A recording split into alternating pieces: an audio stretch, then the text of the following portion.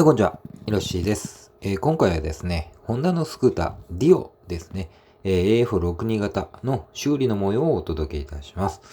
見てわかる通りね、カウルが割れております。はい。滑って転んだというふうに聞いております。怪我はね、大したことなかったようですが、バイクがこんな感じですね。左の、レバーは曲がってしまっております。分解してみて分かったんですが、レバーの、ブラケットも傷んでました。これですね、右のミラーです。割れております。割れて曲がってしまってました。はい、これもね、要交換ですね。はい。これで怪我が大したことなかったっていうのが、すごいなと思うんですけれども。はい。これ、右サイドですね。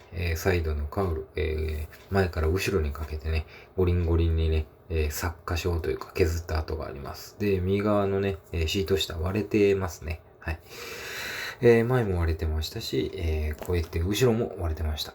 シートを取り外してですね、分解していきます。シートを外して、後ろの、なんですかね、キャリアを外してですね。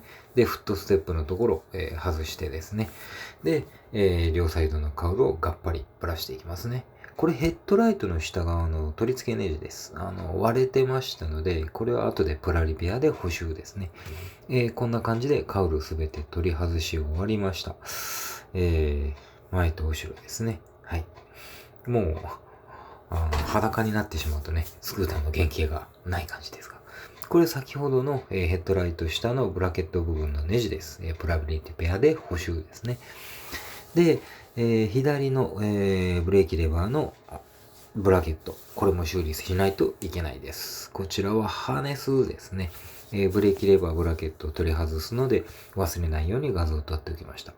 ブラケットこれ曲がってます。そして、出っ張り、イボチンのところが折れております。まずは曲がりを修正ですね。ボックスがちょうど、K が合うぐらいでしたので、それを当てて修正です。まっすぐにした後に穴を開けてですね、タップを立てて、で、イボチンの代わりに反対側からこういった感じで、ボルトを締め込みました。出っ張ってる、ボルト部分がハンドルの穴に当たって、という感じになりますね。これエンジンオイル交換も同時に、依頼されてたのでオイルを交換。そして、すべてのカウル部品を取り付けて、この状態です。そして試運転ですね。